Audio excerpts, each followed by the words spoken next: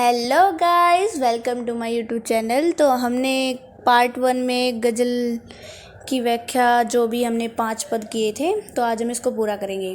तो इसका छठा पद है, तेरे गम का पासे अदब है, कुछ दुनिया का ख्याल भी है, सबसे छिपा के दर्द के मारे चुपके रोले हैं।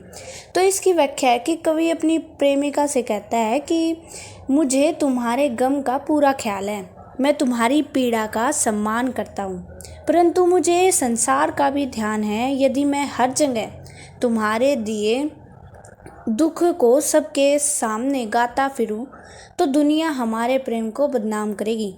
इसीलिए मैं इस पीड़ा को अपने हृदय में छिपा लेता हूँ और चुपचाप अकेले में रो लेता हूँ। आशय यह है कि प्रेमी अपने दुख को संसार के सामने प्रकट नहीं करते। अब हम अगला पद करेंगे।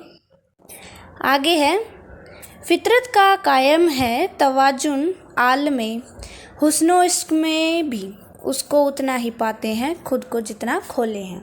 इसकी व्याख्या है कि कवि कहता है कि प्रेम और सौंदर्य के संसार में संतुलन कायम है।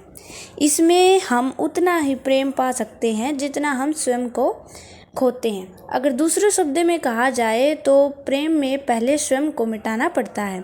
जो व्यक्ति जितना अधिक समर्पण करता है वह उतना ही प्रेम पाता है। अब हम अगला पद करेंगे। आबो ताब आशार न पूछो, तुम भी आंखें रखे हो, ये जगमग बेतों की दमक है या हम मोती रोले हैं। तो इसकी व्याख्या है कि कवि कहता है कि तुम्हें मेरी शायरी में जो चमक दमक दिखाई देती है उस पर फिदा मत हो। तुम्हें अपनी आंखें खुली रखनी चाहिए, अर्थात ध्यान से देखना चाहिए। मेरे शेरों में जो चमक है वह मेरे आंसुओं की देन है। दूसरे शब्दों में कहें तो कवि की पीड़ा से उसके काव्य में दर्द उभर कर आया है। अब हम 9वां पद करेंगे। आगे है, ऐसे में तू याद आए हैं अंजुमने में रिंदों को, रात गए गर्दों पे फरिश्ते, बाबे गुनह जग खोले हैं।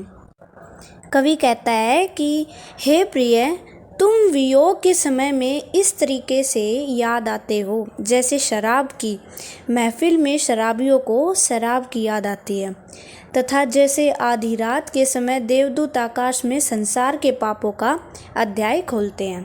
अब अगला करेंगे।